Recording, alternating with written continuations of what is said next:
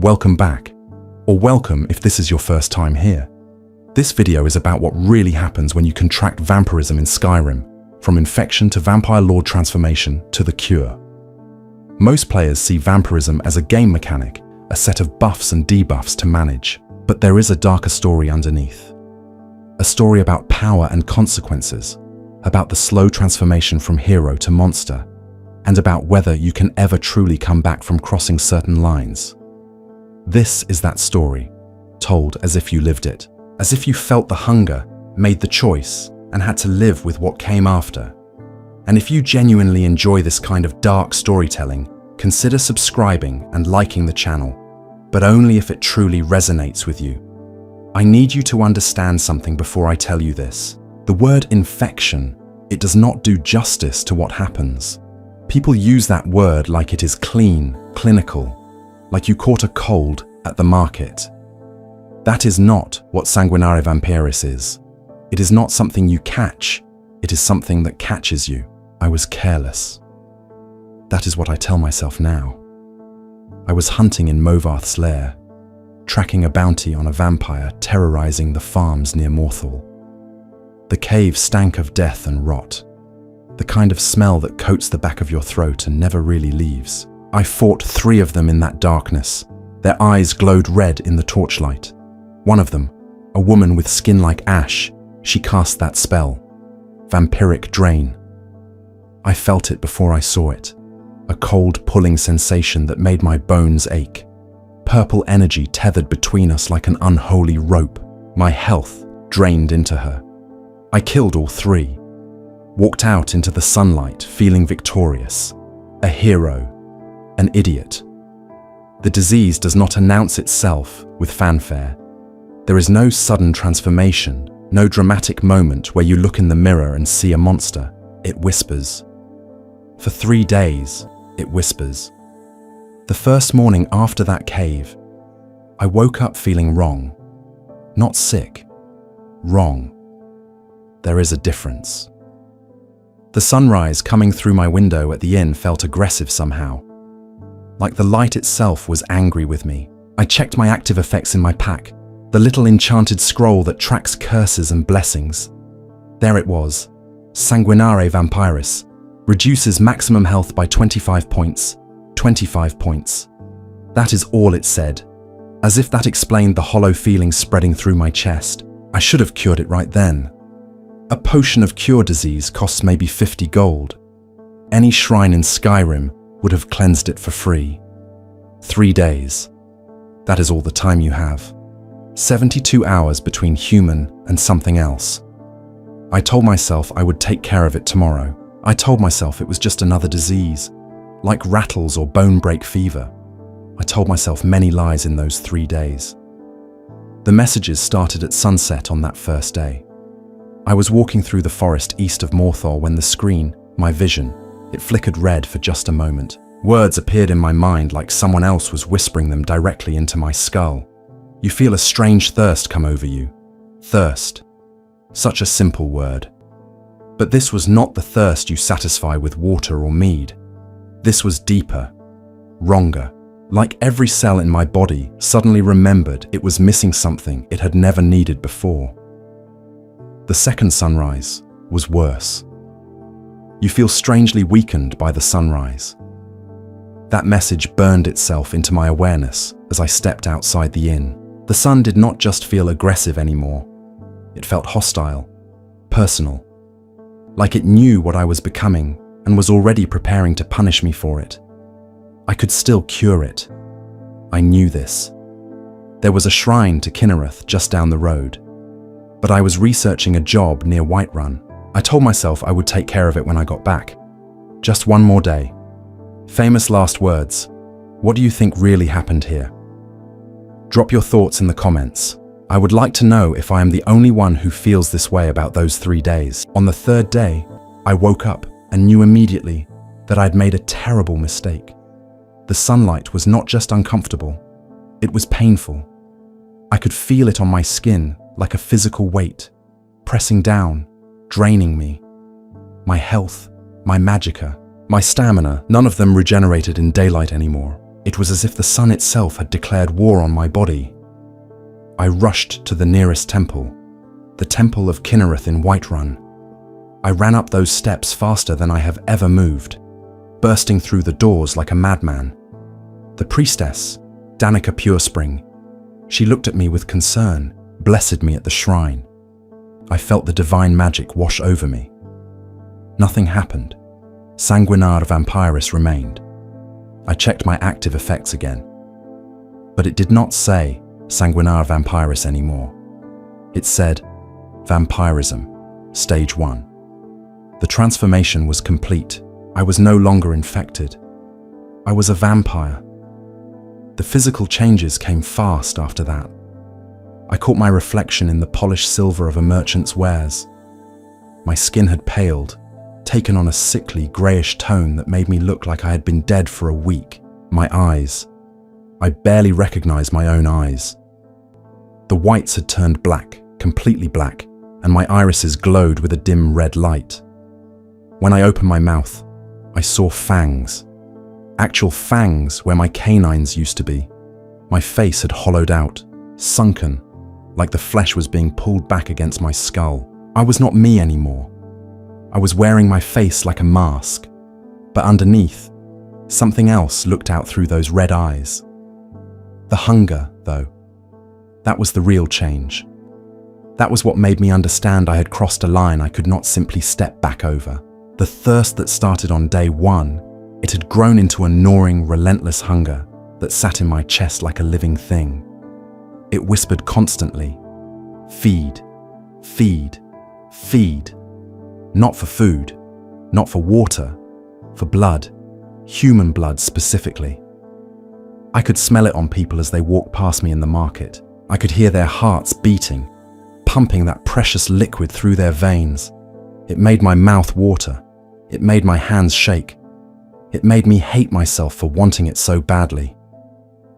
Vampirism in Skyrim has 4 stages. I learned this quickly. Stage 1 is where you start, right after the 3-day transformation.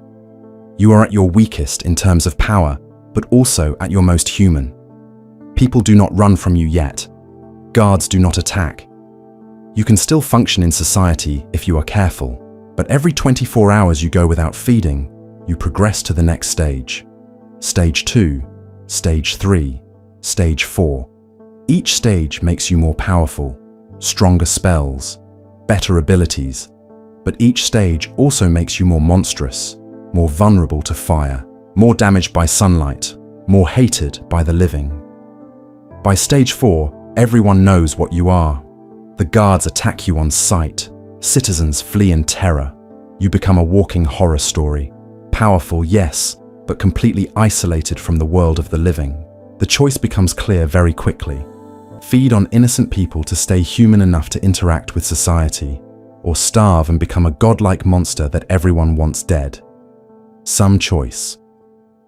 I made it to Stage 2 before I truly understood what feeding meant. 24 hours of fighting that hunger, telling myself I could handle it, that I was stronger than this curse. I was not stronger. The hunger won. It was midnight when I broke. I was staying at the Bannered Mare in Whiterun, and I could hear them, all of them, sleeping in their beds upstairs. I could hear their hearts beating, smell their blood. The hunger was a physical pain by then, like being stabbed from the inside. I crept upstairs in the darkness. The inn was quiet, everyone asleep. I found Sadia, one of the serving girls, asleep in her bed. She looked peaceful, innocent, human, everything I was not anymore. I activated the feeding. That is what the curse lets you do when you are near a sleeping victim. You just activate them, like opening a chest or picking up an item, and your body knows what to do. I bent over her, moved her hair aside, and bit into her neck. The screen went red. Everything went red. And the blood. Gods, the blood was like nothing I have ever tasted. It was not just liquid. It was life itself pouring into me. Warm, sweet, perfect. Every cell in my body sang with relief as I drank. The hunger receded. The pain stopped. For the first time in days, I felt satisfied. When I pulled away, Sadia was still asleep, still breathing, unharmed except for 2 small punctures on her neck that would heal by morning. She would never know. That should have made me feel better. It did not, because I knew I would do it again. I knew the hunger would return, and when it did, I would find another victim, and another, and another. Feeding resets you to stage 1. No matter what stage you are at, one feeding brings you back. You become less powerful, but more human, more able to hide what you are. It is the only way to survive as a vampire in Skyrim without being hunted everywhere you go. But the moral weight of it, that does not reset, that accumulates. Every neck you bite, every sleeping innocent you prey upon, it builds. I started keeping count at first, then I stopped, because the number made me sick, because I realized I had become exactly the kind of monster I used to hunt for bounties. The powers, though, I would be lying if I said they were not seductive.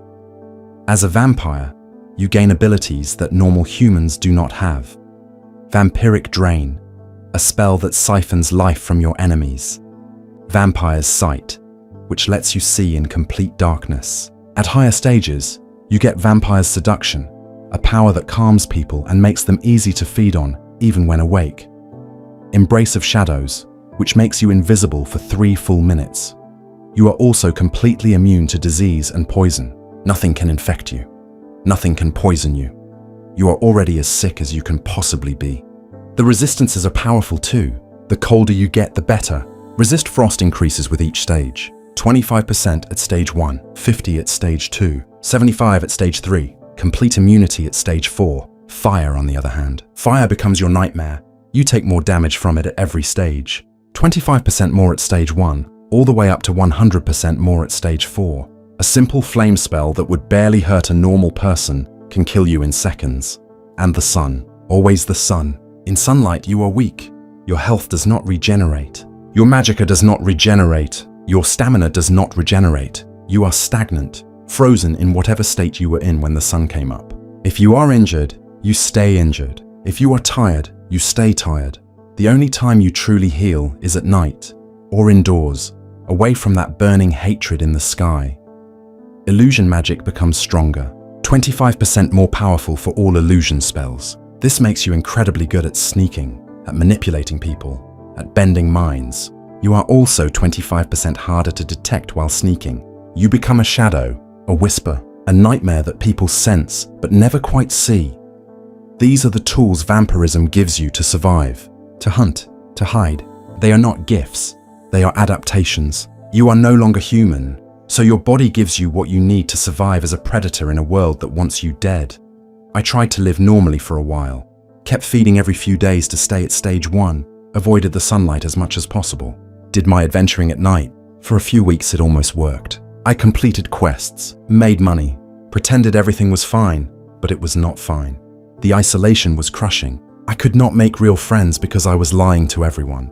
I could not stay in one place too long, because people would start noticing I never aged, never ate, never seemed truly alive. The feeding was destroying me morally. Every innocent person I drank from was another piece of my humanity that I could not get back. And then I heard about Castle Volkihar, about Lord Harkon and his family of pure-blooded vampires, about something called the Vampire Lord transformation, about a choice that would change everything. The Dawn Guard found me first. I was in Riften when the courier approached with a letter. The Dawn Guard, a reformed order of vampire hunters, was recruiting. They wanted me to come to Fort Dawnguard and speak with their leader, Isran. The irony was not lost on me. A vampire being recruited to hunt vampires, I went anyway.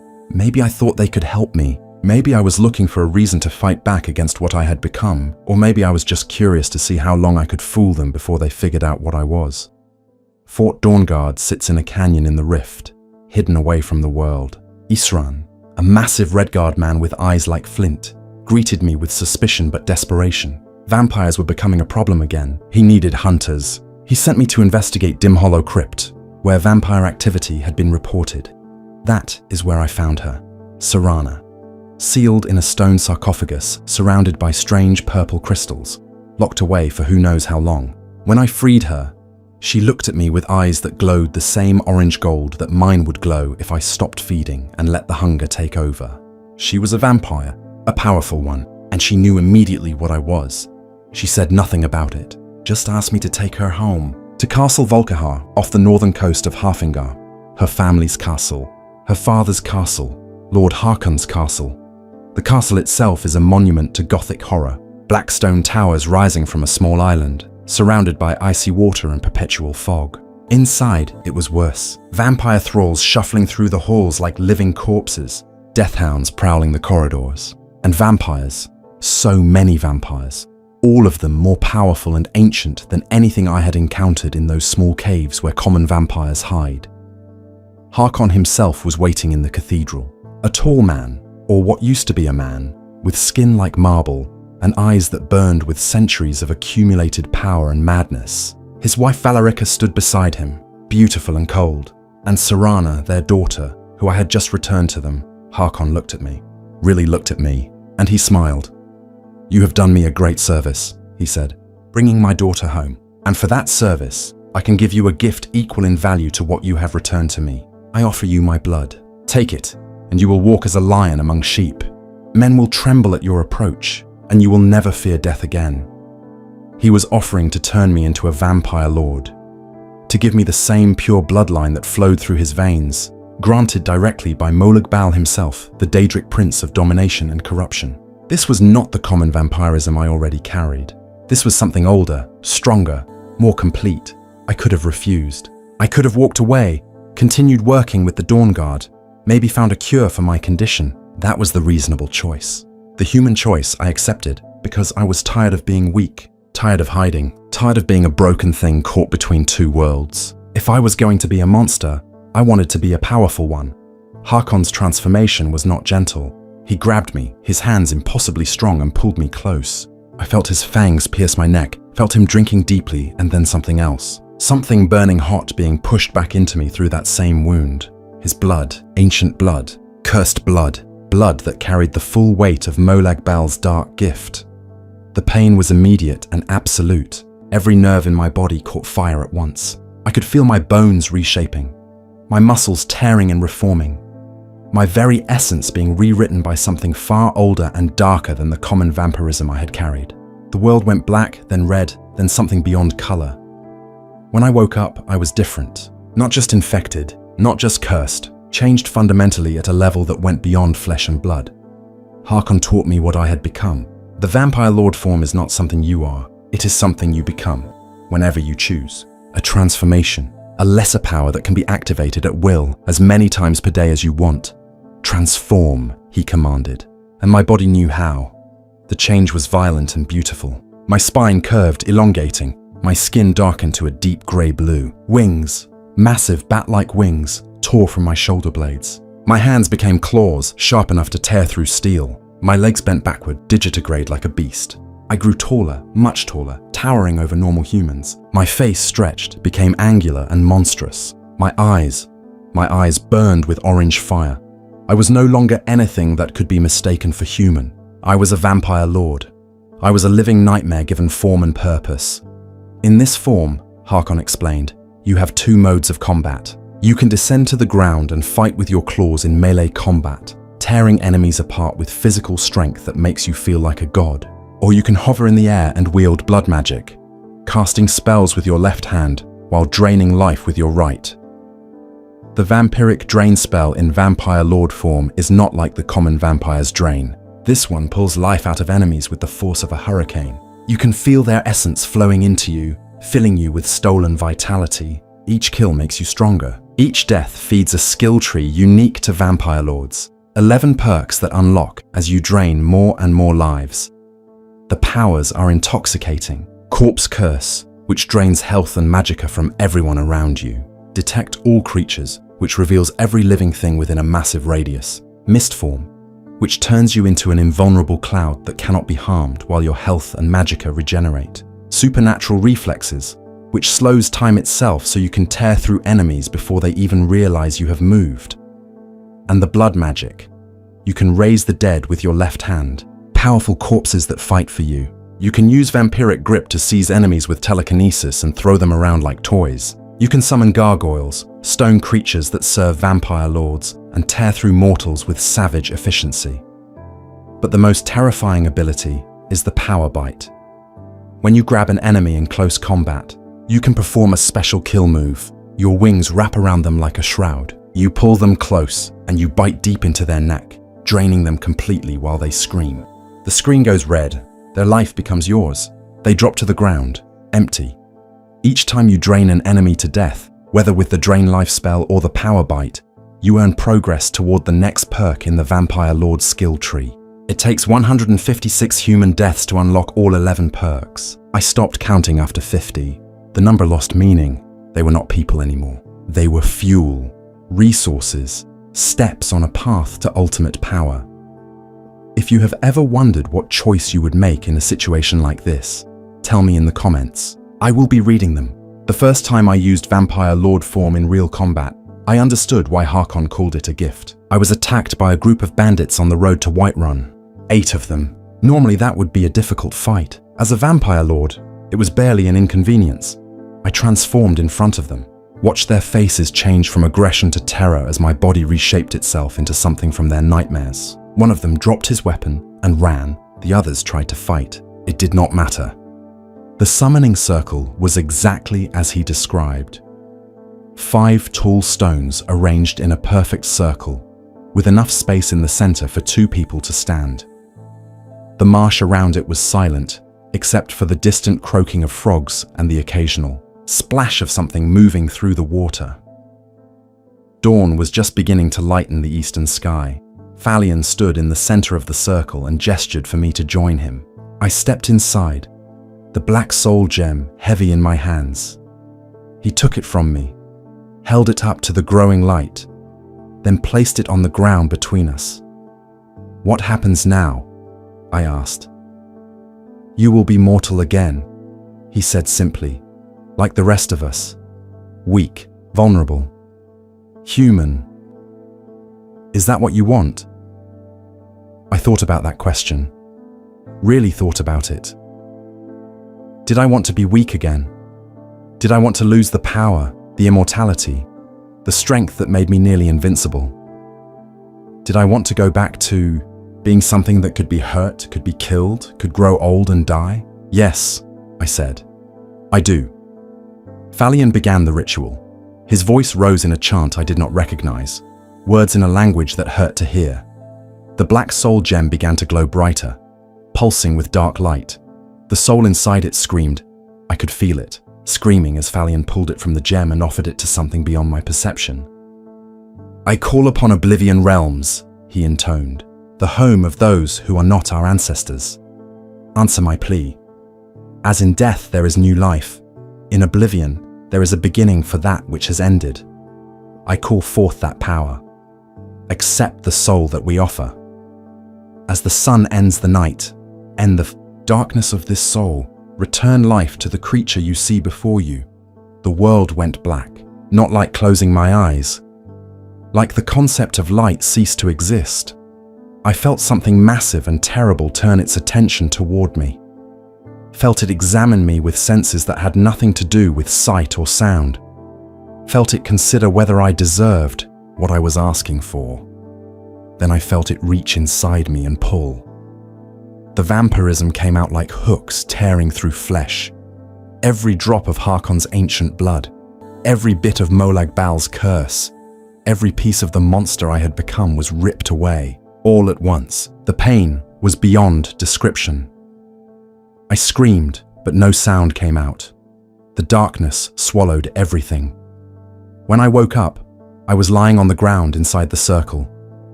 The black soul gem next to me had shattered into dust. Falion was standing over me, looking tired but satisfied. "You are human again," he said, "like the rest of us." I stood up slowly. My body felt wrong, too light, too weak. I could not feel the power anymore, the constant thrumming energy that came with being a vampire lord. My eyes, when I checked my reflection in a puddle of marsh water, were normal again. No red glow, no orange fire, just the eyes I was born with. The sun came up fully, breaking over the horizon, and for the first time in months, it did not hurt. It did not drain me. It just felt like sunlight, warm, natural, harmless. I stood there in the marsh watching the sunrise and I cried, actually cried, because I had forgotten what it felt like to stand in the sun without fear. The walk back to town felt strange. I was slower, weaker, mortal. But I was also free. Free from the hunger, free from the constant need to feed, free from the moral weight of being a predator wearing a human face. I could walk into a town without worrying about stage 4 vampirism making everyone attack me. Could talk to people without smelling their blood and wanting to drain them. Could make friends without wondering if I would eventually feed on them. That freedom was worth more than all the power I had lost. But here is the thing they do not tell you about curing vampirism in Skyrim. You can do it as many times as you want. There is no limit. Falion will perform the ritual again and again, as long as you bring him filled black soul gems. You can become a vampire, cure it, become a vampire again, cure it again, forever, in a cycle of damnation and redemption that never ends. Some people do that. Become a vampire for the powers when they need them, cure it when the weaknesses become inconvenient. Use Falion's ritual like a costume they can put on and take off whenever they choose. I met one adventurer who had done it 17 times. 17 souls sacrificed so he could play with power without consequences. I only did it once, because I understood something he did not. Every time you cure vampirism, you are still the person who was a vampire. The memories do not go away. The things you did do not get erased. You are still someone who drained innocent people, who killed hundreds, who walked the world as a monster. The cure fixes your body. It does not fix your soul. I am human now. Have been for years.